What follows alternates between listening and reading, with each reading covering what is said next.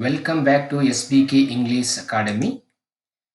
In today's class, we will discuss Wordsworth as a critic. William Wordsworth quietly opposed neoclassical age, that is the age of Dr. Johnson, Alexander Pope, and John Dryden, because these three figures of neoclassical age maintained and followed the rules and regulations very strictly in their poetry, drama, and also their other literary forms. So, this Wordsworth, the romantic poet or romantic critic, quietly opposed the neoclassical age.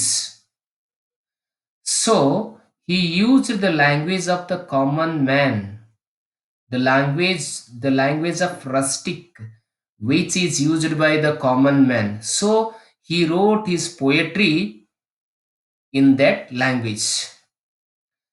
So he discussed all his views about poetry and his critical thoughts in his great joint work, A Preface to Lyrical Ballads, with St. Coleridge.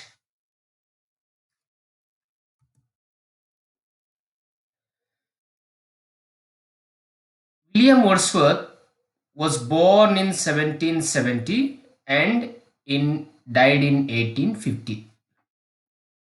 So we discussed the detail about his life and poetical career in another video which I made on romantic case. So in this video, I am discussing only Wordsworth as a poet, or what are the contributions of William Wordsworth to literary theory of English. See here, William Wordsworth is one of the most important and greatest poets of England. We knew it already. Matthew Arnold assigns him a place next to Milton. So after Milton, that England had seen the greatest poet, that is none other than William Wordsworth, the romantic and nature poet. He was primarily a poet but not a critic.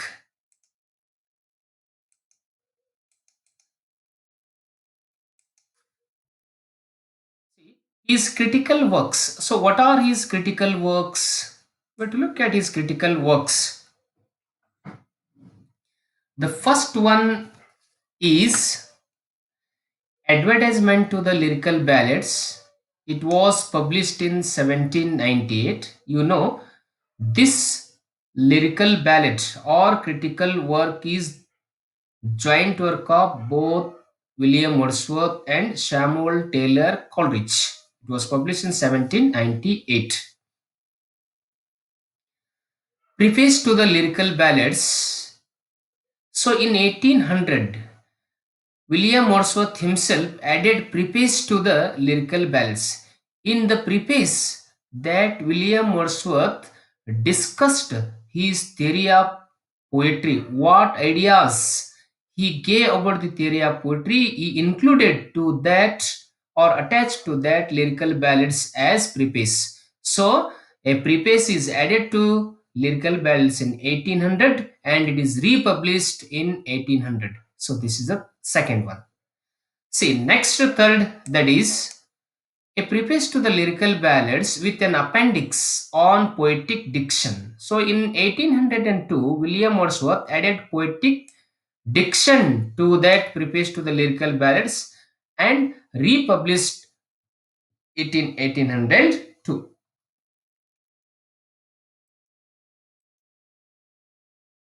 See, preface to the lyrical ballads. What that work, great work, preface to the lyrical ballad contains in that?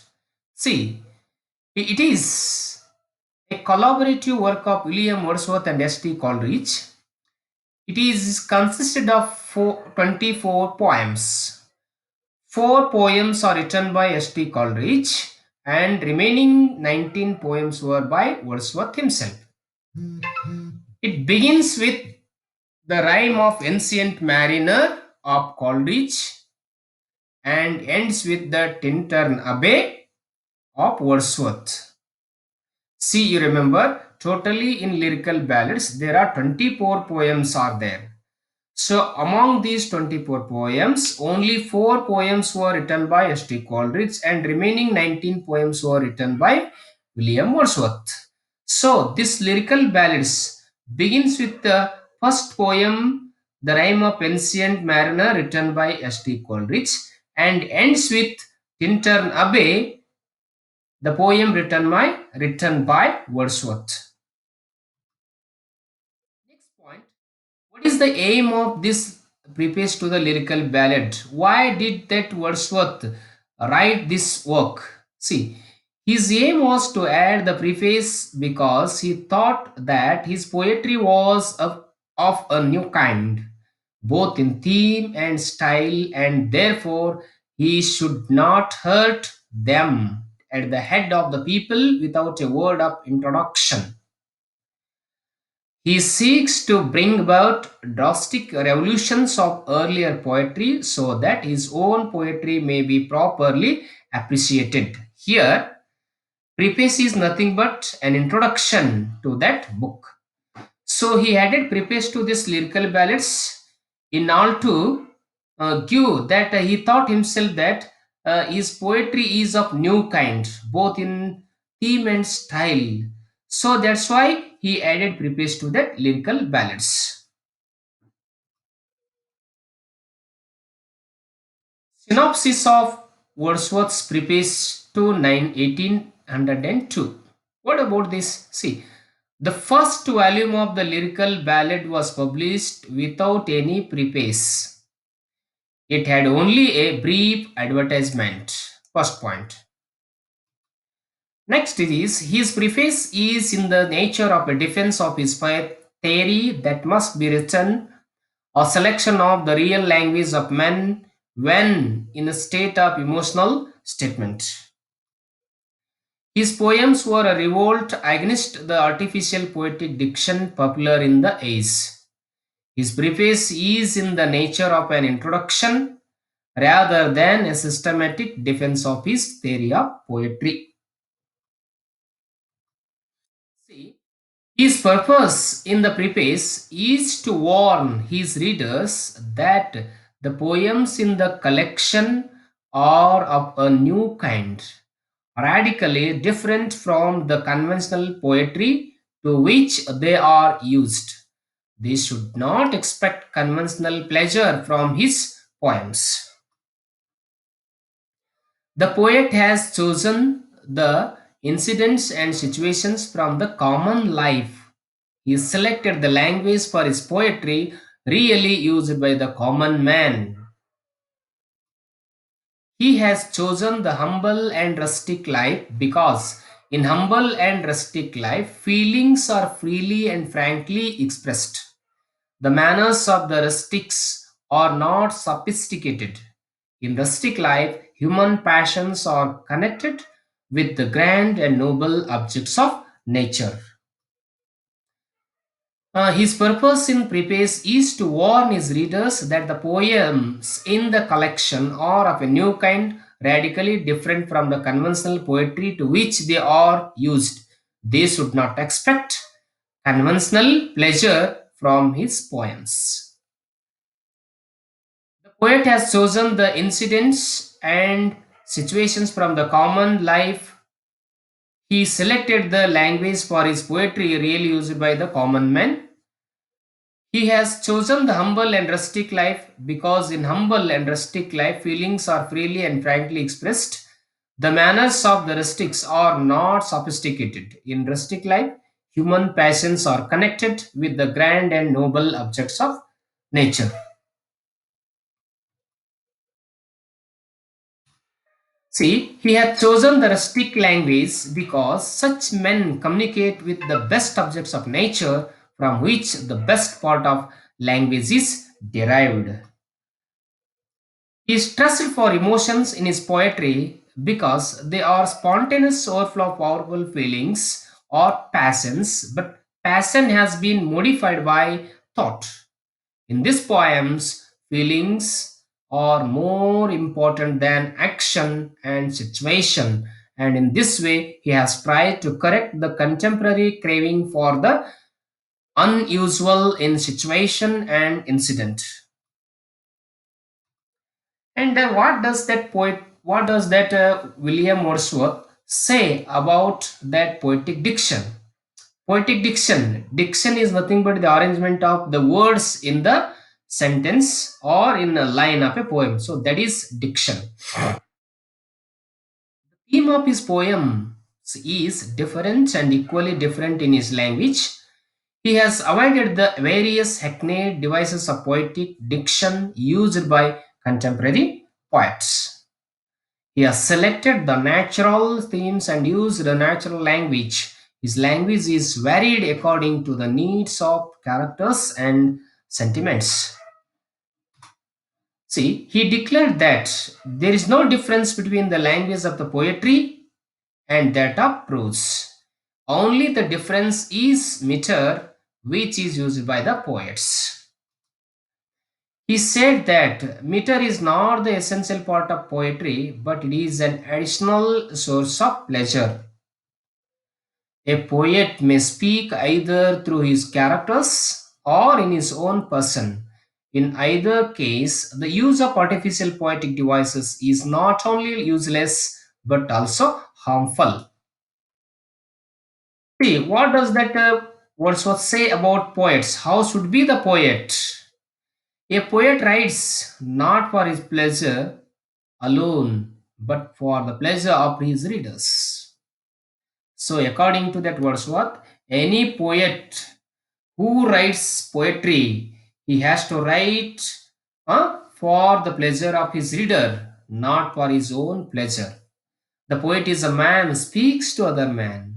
He has greater power of imagination, greater knowledge of human nature, greater powers of communication, and a more comprehensive soul so that he can feel for others. See, poetic truth. The purpose of poetry is to give pleasure, and with this end in view, the poet should use a language purified of all that is disgusted and painful. Poetic pleasure is not a mere idle amusement, it is much higher and nobler. See, poetic truth is much higher than the truth of philosophy or history. See, opinion of Wordsworth about meter. What does that Wordsworth say about meter? Whether the meter is necessary or not necessary in poetry. First point, Wordsworth justifies the use of meter and condemns once again the use of poetic diction. Meter is something regular and uniform, while poetic is arbitrary. There is a contrary between Wordsworth and Coleridge in the use of meter. So keep this point in your mind. This point was taken for the previous KSET examination. Huh? Where where did Wordsworth and Coleridge have difference or contrary? Both Wordsworth and Coleridge have contrary in the use of meter in the poetry. See, poet himself has used meter because it is an additional source of pleasure. The use of meter provided the elements of contrast and the perception of similarity. In this similarity always gives pleasure. See, poetic process. How should be the poetic process and how a poet can form or compose any poetry or any piece of literature. So, before that, writing any poetry or any other literary forms, the poet has to go through four important processes in his mind. See, Poetic process takes place through four stages. What are those four stages? The first one, observation. Second is recollection. Third is contemplation. And fourth is imaginative excitement of the emotions which were experienced earlier. So then, Wordsworth theory of poetry. What he said about his theory of poetry? He says that poetry is the spontaneous overflow of powerful feelings that takes its origin from emotion, recollected in tranquility. It evokes in the reader the original emotions of the poet. So this is the definition of Wordsworth given to poetry. So you have to keep in your mind this definition was asked in many of the previous UGC NET and KSET examination. The use of meter distinguishes poetry from prose. If there is use of meter in poetry, so it distinguishes from the prose. See, he say,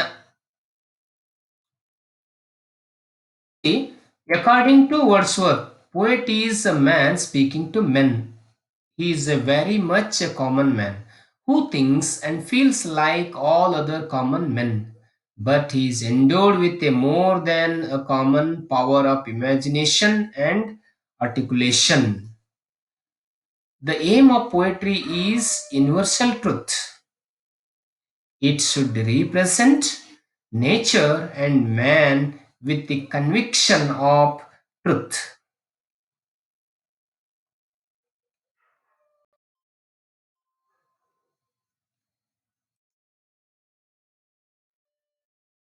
By discussing about that Wordsworth as a critic, now I'm ending this video. I think you will